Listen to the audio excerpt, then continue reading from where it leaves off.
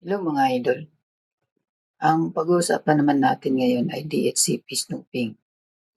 Sa isang network, ang DHCP server ang nagbibigay ng IP address sa mga devices. Pero ang tanong, paano kung may isang user na nag-plug ng sariling router o DHCP server sa network?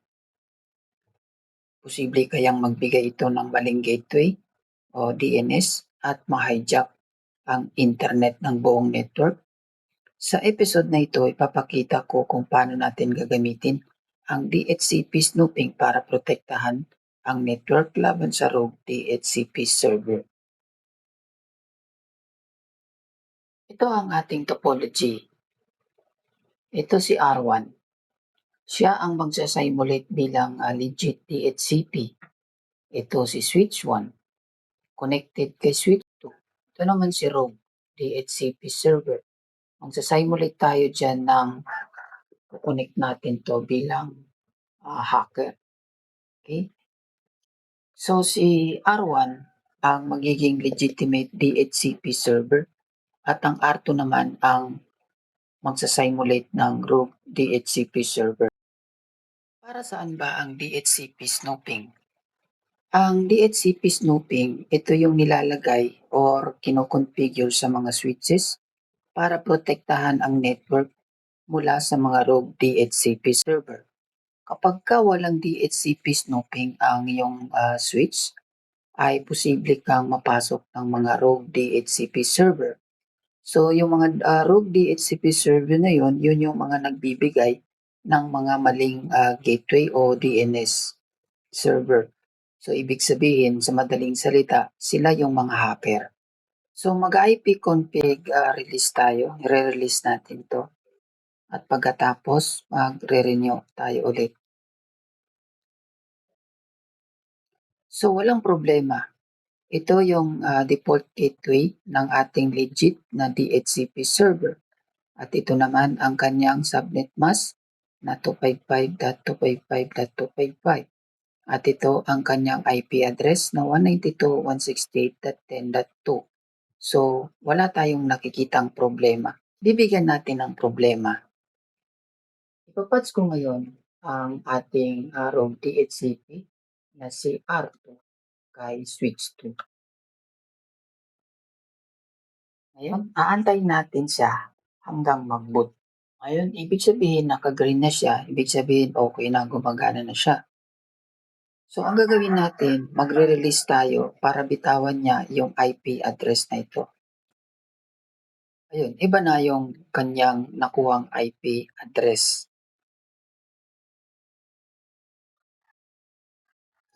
So, kapag ka nauna sumagot ang rogue DHCP server, posibleng ito ang makapagbigay ng IP configuration sa client.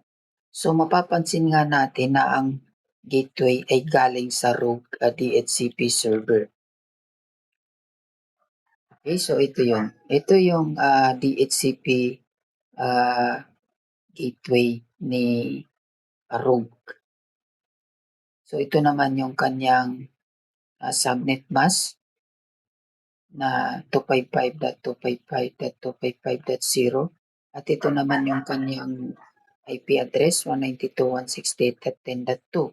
So halos parehas na parehas dun kay R1.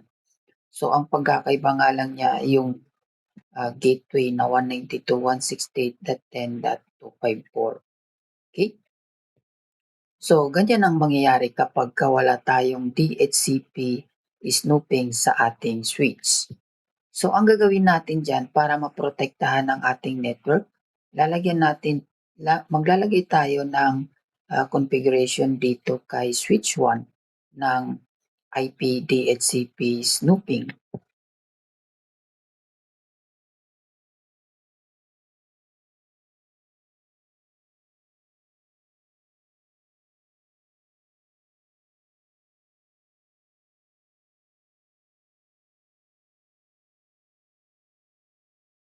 Okay? So, ngayon naman, pagkatapos natin i-enable para ma-monitor ng switch ang DHCP traffic, itatakda naman natin kung aling port ang trusted na DHCP server na papunta kay R1.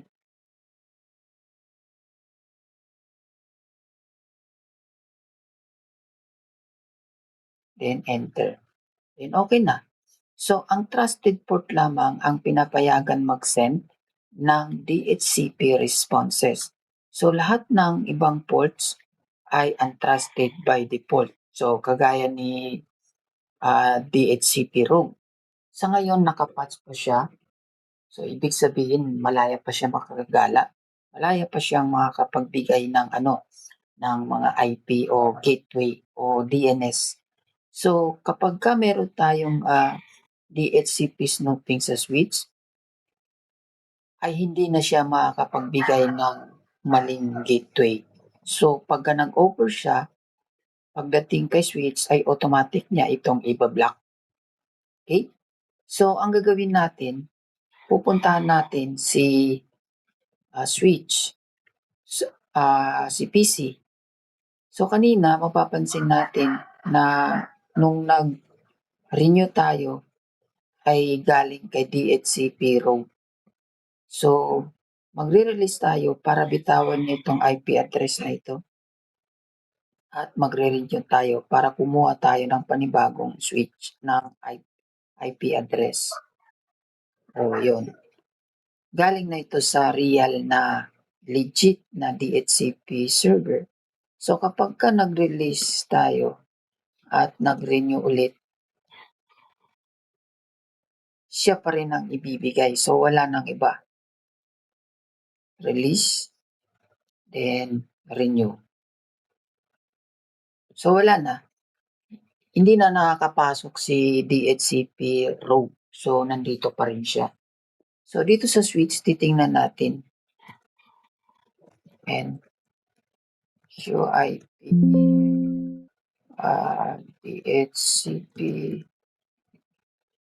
snooping. So ito lang yung FA24 ang trusted port para makapagbigay ng IP address. So the rest ay hindi na siya pwedeng magbigay kasi binablock na siya ni switch. Okay?